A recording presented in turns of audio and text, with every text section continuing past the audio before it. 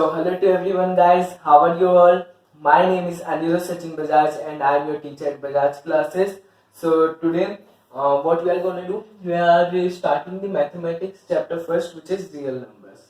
So, in this chapter, what we are going to read, actually, in the ninth class, you also read about real numbers, what are real numbers, what are natural, whole, integers, etc. Rational numbers, irrational numbers. So this is all you have read in class 9. You have also read the decimal expansion of rational and irrational numbers.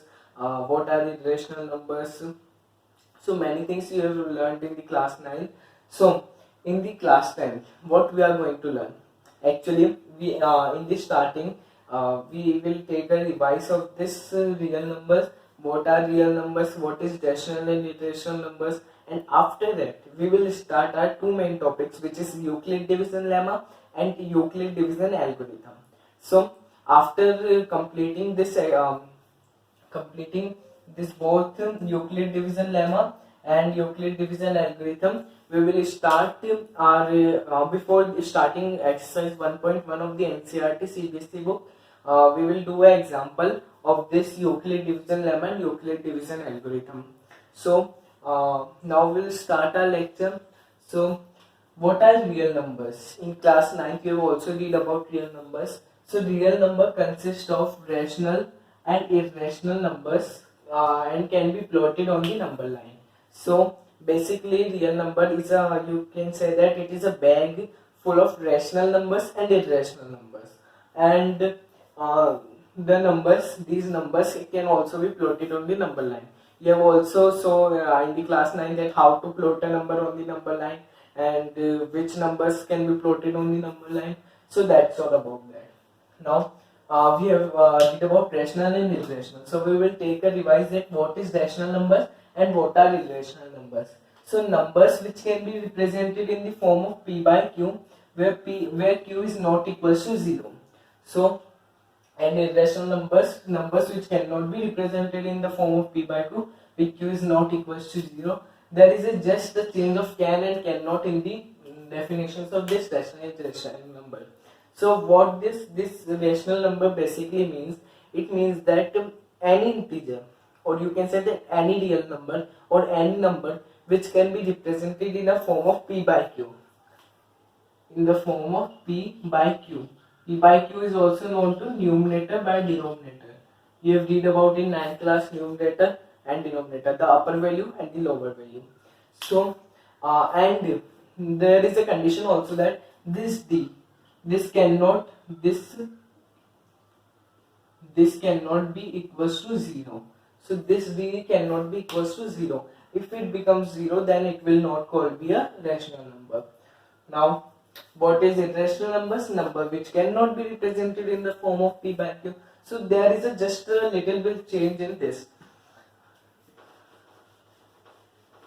Now what we are going to read now we are starting our main two terms. After them we will take an example of all this. So Euclid division lemma. In hearing this is trying so hard, but it is basically the long division process which he had learned in 9th, 8th, 6th, 7th. So this is basically that thing only. It states that given two positive integers a and b. So we have given two positive integers, not negative integers, but two positive integers a and b. First is a and second is b. There exist unique integers q and r. So for these a and b, two positive integers, there exist integers q and r. These are also be positive. Now which satisfy a equals to bq plus r. So there exist two a and b positive integers. For these there will exist unique integers q and r. Now these four numbers means these four things makes this equation a equals to bq plus r, means it satisfies this equation. If a equals to b into q plus r, if a equals to bq plus r, then this equation will be satisfied, and this is Euclid division lemma. Now one more condition, that this r has to be greater than 0 equal to 0, this r has to be greater than 0 and equal to 0 and smaller than b. So these two conditions has to be satisfied by these four numbers. Similar to dividend equals to divisor into quotient plus remainder. So you have this is long division method. So this is the long division method we have practiced earlier. What is that? It is that if we have to divide 4 by 2, then what we will done? This is dividend. You know that this is dividend. You know that. Now this is divisor. You also know that. And then if we multiply 2 into 2 equals to 4. So here it will be 2. This is quotient. And after we will write it 4 and we will subtract it and there will be a remainder 0. So it will be the remainder. So this is the long process, long division method. So this is same to this Euclid division lemma. Now what are the applications of this Euclid division lemma?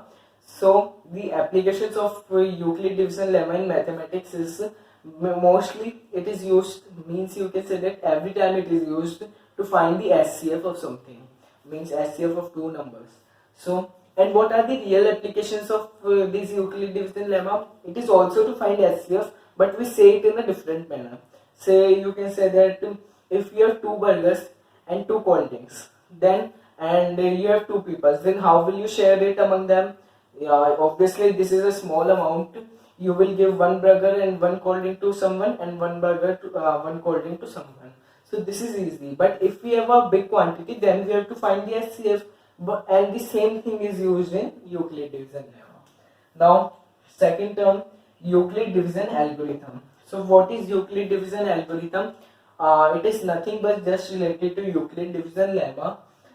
Actually this is the process, or you can say that the steps taken to find the HCF by Euclid division lemma. Just simple as this. So we have to follow some steps or some rules for finding this Euclid division lemma. Now I have read you about real numbers, rational number, irrational number, Euclid division lemma, Euclid division algorithm. Now we will do an example of this Euclid division lemma and Euclid division algorithm. So I will go around it. You have to note this also. You can rewind the video for noting this, and I will also upload the link of the National Exam in India chapter in the description.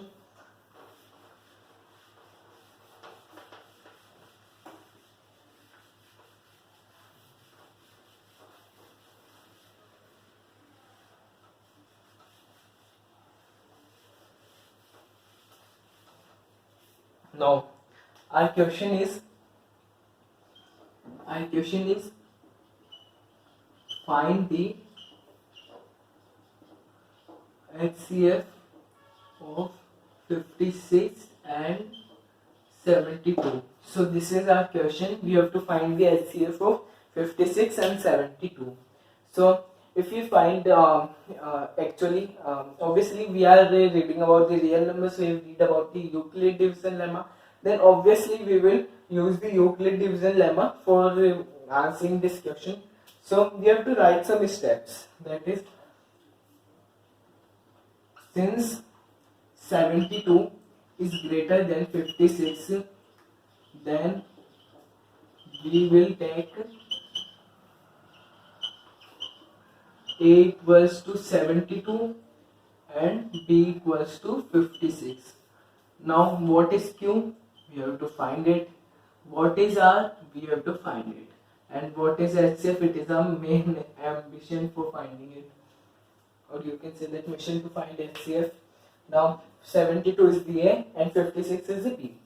Now using Euclid division lemma, using Euclid's division lemma, A equals to BQ plus R, A equals to BQ plus R, that is 72 equals to 56 into quotient plus R.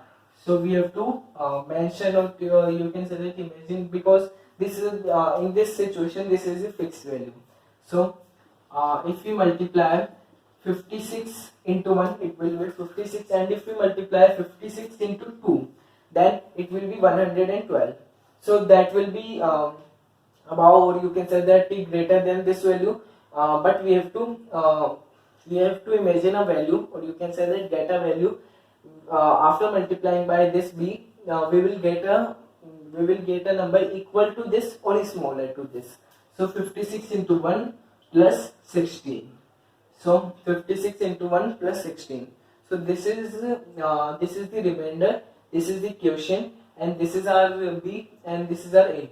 A equals to b cube plus r. You can say that 56 plus 16 equals to 72. But we cannot say that. Actually, our b term is our SCF. After the remainder is 0, then our b will be our SCF. So unless we get our 0, we cannot decide what is the SCF. Now, at the place of a, this is a, you know that this is a, this is b, this is q, this is r. So at the place of a, we will take b. So 56 equals to, and at the place of b, we will take 16. Now we have to again find out these quotient and remainder. Now what value we will take? 16 into 3 plus 8. So 16 into 3 plus 8 will be 56. Now again we don't get remainder equals to 0. Now we will take b as the position of a, and this remainder equals to the position of b. So now we will get the remainder 0, because 8 into 2 equals to 16. Now 8 into 2 equals to 16. So 16 equals to 8 into 2 plus 0. 0 we have to write the remainder. So we have written them as 0. Now what will be our HCF? Our HCF will be the b term. HCF equals to b term. What is the b term? 8. So our LCM is 8. So this is the answer of question. Find the HCF of 56 and the 72. So this is the answer of question. And in the next lecture, I will also tell you about the exercise 1.1. I will complete it by showing every question and every steps taken for it. So this is all in this lecture. I have read you all the basic concept which is necessary for you before starting this chapters exercises. So this is all in this lecture. Please like, share, subscribe and comment.